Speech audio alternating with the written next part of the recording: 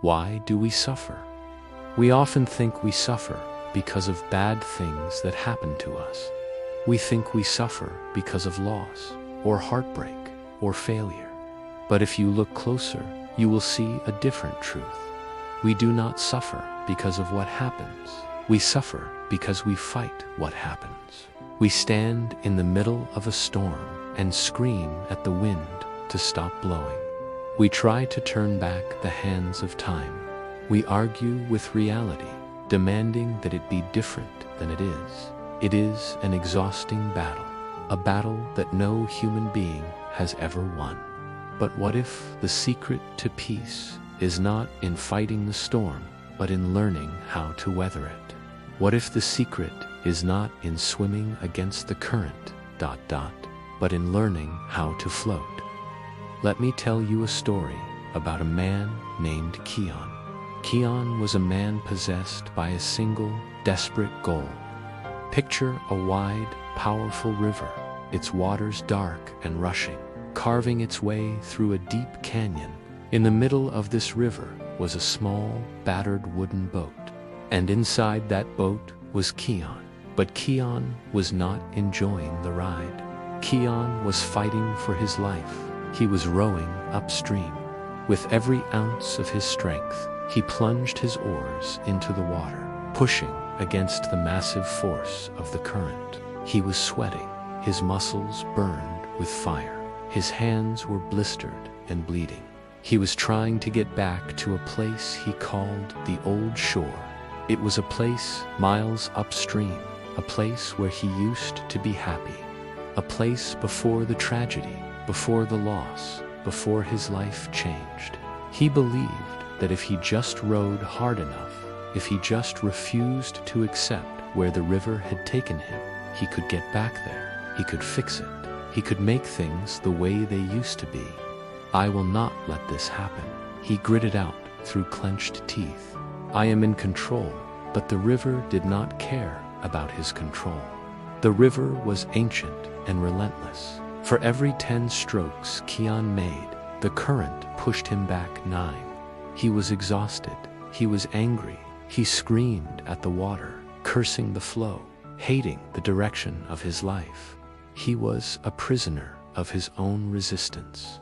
Then the inevitable happened. Kian pulled back on his oar with a scream of frustration, using all his remaining might. Crack. The wood could take no more. His oar snapped in 2. One half stayed in his hand. The other half was swallowed instantly by the swirling water, drifting away downstream. No, Kian cried out. No, no, no. Without the oar, he lost all control. The boat spun violently. The current seized him, spinning him around, dragging him backward, downstream, away from his goal. He fell to the bottom of the boat, terrified. He felt helpless. He felt like he was drowning in air. As his boat spun through a calm bend in the river, he saw something that made him pause. Floating near the bank, drifting effortlessly with the same current that Kian had been fighting, was a simple raft. Sitting on the raft was an old woman. Her name was Ilara. She did not look strong. She did not have big muscles. She held a long steering pole, but she was not using it to push against the water. She held it gently, just dipping it in now and then to guide the raft away from sharp rocks. She was making tea on a small fire in the center of her raft. She looked completely at peace. Kian scrambled to the side of his boat. "Help me," he shouted, his voice hoarse. "Help me. I have lost my oar.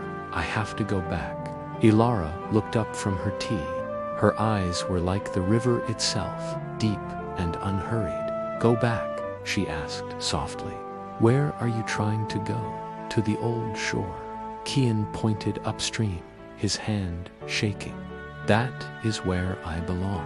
That is where my life is. If I drift down here, I lose everything."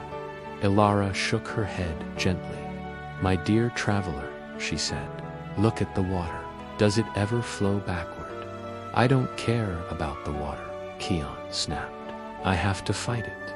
Ilara drifted closer. She pointed a withered finger toward the center of the stream. There stood a massive, jagged rock, breaking the surface of the rushing water. Look at the rock, Kian, she said.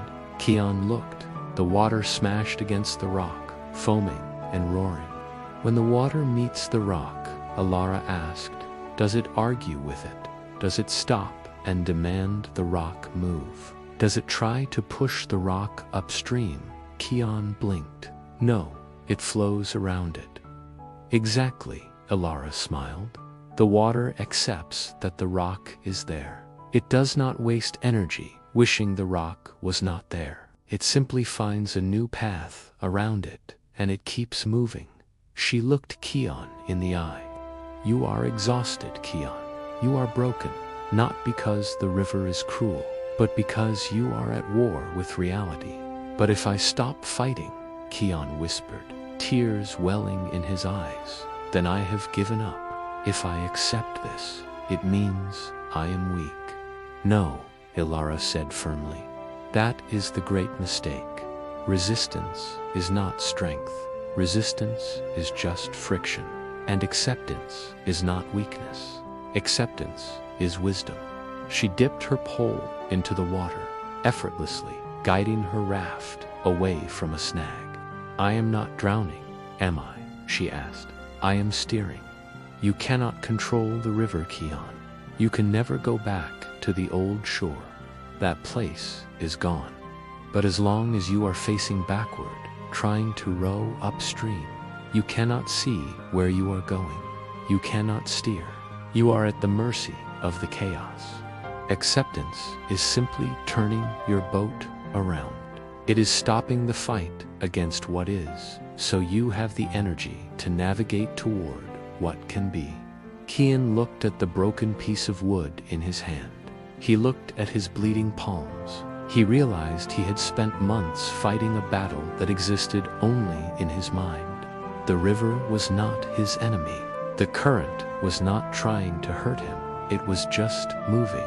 He had been the one creating the violence by trying to force the impossible, turning the boat around. The words echoed in his mind. He took a deep, trembling breath. He slowly lowered the broken handle. He unclenched his fists. He stopped bracing his legs against the floorboards. He let go. For the first time in a long time, he surrendered. He felt the boat lurch as the current took it fully. He expected to feel terror. He expected to crash, but instead, he felt a sudden, smooth acceleration. The boat straightened out. The violent shaking stopped. The roar of the water against the hull became a gentle hum. A massive weight, heavy as a mountain, lifted from his chest. He was no longer fighting. He was moving. Kian sat up and turned to face downstream. For the first time, he saw the river ahead of him. It was not a dark abyss. The sun was setting, painting the water in gold and violet.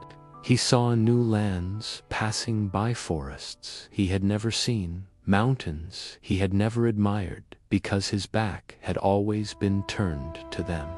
Ilara smiled at him one last time as her raft drifted toward a different fork in the river. Navigate well, Kian, she called out. Kian found a spare plank of wood in his boat.